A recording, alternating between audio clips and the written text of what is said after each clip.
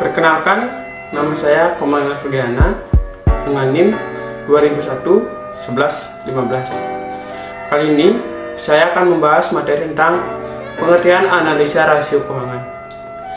Analisa rasio keuangan adalah membandingkan angka-angka yang ada dalam laporan keuangan untuk mengetahui posisi keuangan suatu perusahaan serta menilai kinerja manajemen dalam suatu periode tertentu. Rasio keuangan merupakan indeks yang menghubungkan dua angka akuntansi dan diperoleh dengan membagi satu angka dengan angka lainnya. Pada umumnya, rasio keuangan bermacam-macam tergantung kepada kepentingan dan kegunaannya. Begitu pula, perbedaan jenis perusahaan juga dapat menimbulkan perbedaan rasio-rasionya. Analisis rasio keuangan. Salah satu metode yang dapat dilakukan untuk menganalisa laporan keuangan adalah yang pertama adalah analisis rasio.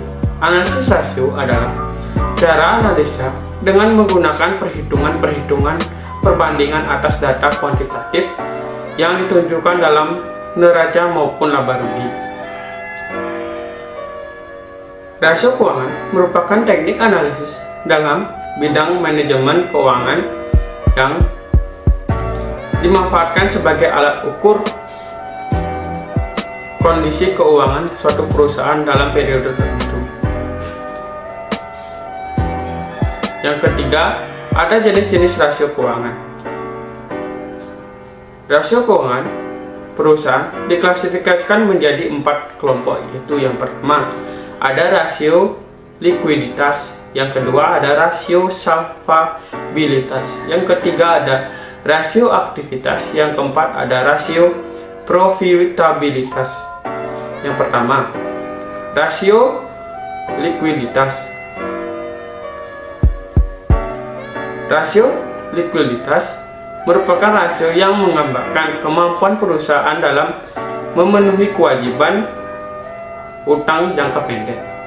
Dalam rasio likuiditas, analisa dapat dilakukan dengan menggunakan rasio sebagai berikut. Yang pertama adalah rasio lancar. Rasio lancar merupakan rasio untuk mengukur kemampuan perusahaan dalam membayar kewajiban jangka pendek atau utang yang segera jatuh tempo dengan aktiva lancar yang tersedia. Yang kedua, ada rasio cepat. Rasio cepat merupakan rasio yang menunjukkan kemampuan perusahaan dalam membayar kewajiban atau utang lancar dengan aktiva lancar tanpa memperhitungkan nilai persediaan. Yang berikutnya ada rasio aktivitas. Rasio aktivitas merupakan rasio yang digunakan untuk mengukur efisiensi atau efektivitas perusahaan dalam menggunakan aktiva yang dimilikinya. Dalam analisis aktivitas rasio yang digunakan adalah yang pertama, ada rasio perputaran persediaan. Rasio perputaran persediaan mengukur aktivitas atau likuiditas dari persediaan perusahaan. Yang kedua ada rasio perputaran total aktiva. Merupakan total aktiva menunjukkan efisiensi di mana perusahaan menggunakan seluruh aktivanya untuk menghasilkan penjualan. Perkenalkan, nama saya Putu Febri Sariawan, NIM 200-111-05. 3. Rasio solvabilitas. Rasio solvabilitas adalah rasio yang digunakan untuk mengukur sejauh mana aktiva perusahaan dibiayai dengan utang dan mengukur kemampuan perusahaan untuk membayar seluruh kewajibannya, baik jangka pendek maupun jangka panjang. Apabila perusahaan dilikuidasi, rasio yang digunakan adalah rasio utang terhadap aktiva.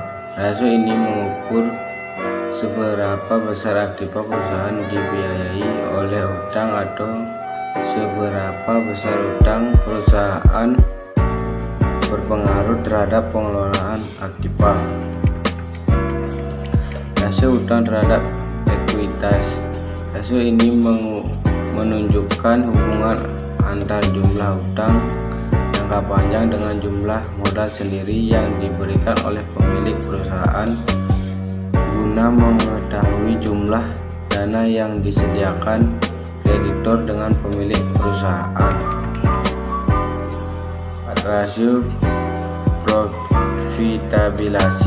Rasio profitabilitas adalah kemampuan perusahaan mendapat laba melalui semua kemampuan dan sumber yang ada seperti kegiatan penjualan, kas, modal, jumlah karyawan, jumlah cabang, dan sebaiknya. Margin laba kotor. Margin laba kotor adalah ukuran persentase dan setiap hasil sisa penjualan sesudah perusahaan membayar harga pokok penjualan. Margin laba operasi. Margin laba operasi adalah ukuran persentase dari setiap hasil sisa penjualan sesudah semua biaya dan pengeluaran lain dikurangi kecuali bunga dan pajak atau laba bersih yang dihasilkan dan dari setiap perusahaan penjualan. Margin laba bersih. Margin laba bersih adalah ukuran persentase dari setiap hasil sisa penjualan sebuah sesudah dikurangi semua biaya dan pengeluaran termasuk bunga dan pajak. Kesimpulan bahwa rasio likuiditas memiliki instrumen sangatlah baik karena perusahaan dapat membayar hutang walaupun sudah dikurangi oleh persediaan. Sedangkan dalam solvabilitas, yaitu kemampuan perusahaan untuk membayar hutang, juga lumayan baik karena pandangan diberikan dari pemegang saham. Untuk kemampuan perusahaan dalam menghasilkan laba sangatlah baik karena setiap rupiah penjualan yang teresap dengan biaya juga rendah, pada akhirnya akan tersedia laba yang cukup besar sehingga pengembalian modal pun lebih cepat. Sekian presentasi dari kelompok kami.